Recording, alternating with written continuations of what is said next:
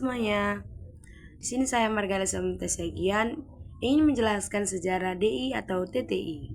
DI atau TTI didirikan pada tahun 1942 oleh Sekar Maji Kartosuwiryo, seorang nasionalis dan keagamaan aktif dalam perjuangan kemerdekaan Indonesia.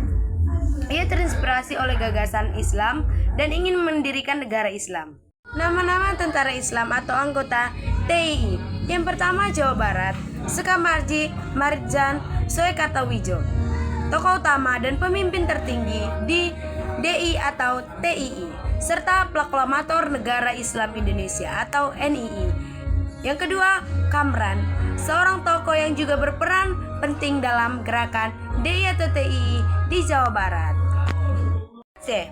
1. Tengku Daud Beirut. Sebelumnya adalah gubernur militer Aceh, kemudian memimpin pemberontakan DI atau TII di wilayah tersebut. 2. Tengku Ilyas Lebu, seorang ulama dan tokoh termuka yang menjadi pemimpin pemberontakan DI atau TII di Aceh di bawah kepemimpinan Daud Beirut.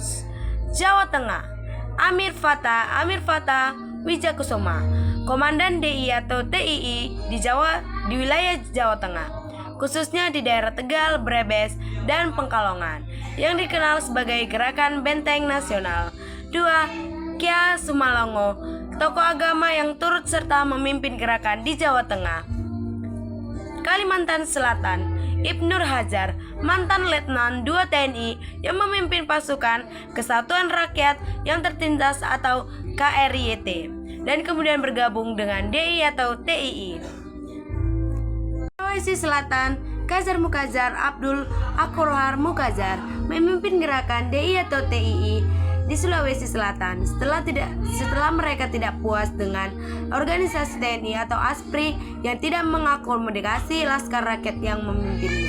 Pada tahun 1948, Kartosuwiryo mendirikan Negara Islam atau NNI dan Tentara Islam Indonesia atau TTI untuk sayap militernya. Tujuan utama DI atau TTI adalah mendirikan negara Islam di Indonesia dan menggantikan pemerintah Republik Indonesia yang dianggap tidak Islami. Pemberontakan DI atau TTI. DI atau TTI melakukan pemberontakan bersenjata terhadap pemerintah Indonesia pada tahun 1948 di daerah Jawa Barat, terutama di Tasikmalaya dan sekitarnya. Pemberontakan ini berlangsung selama beberapa tahun dan TTI melakukan serangan terhadap pos-pos TNI atau fasilitas pemerintah. Ramaian pemberontakan. Pemerintah Indonesia di bawah kepemimpinan Presiden Soekarno meluncurkan operasi TNI militer untuk memadamkan pemberontakan DI atau TTI. Dipimpin oleh Jenderal Nasution dan melakukan operasi besar-besaran untuk menghancurkan basis-basis TTI. Penangkapan dan eksekusi Kartosuwiryo.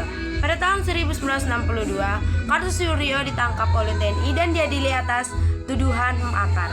Ia dihukum mati dan dieksekusi pada tanggal 15 September 1962. Dampak pemberontakan DI atau TTI. Yang pertama, meningkatkan kesadaran Islam di Indonesia. Yang kedua, munculnya gerakan Islam lainnya di Indonesia. Yang ketiga, perubahan kebijakan pemerintah terhadap isu-isu keagamaan. Penyelesaian.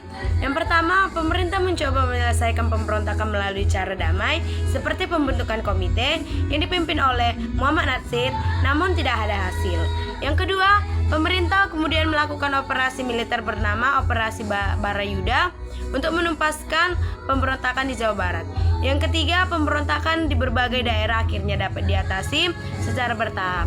Di Aceh, penyelesaian dilakukan secara musyawarah dengan memberikan hak otonomi istimewa dan penerapan syariat Islam. Pemberontakan DI atau TII secara keseluruhan baru dipadamkan pada tahun 1962. Penjelasan saya tentang sejarah DI atau TTI. Sekian dan terima kasih. Bye-bye.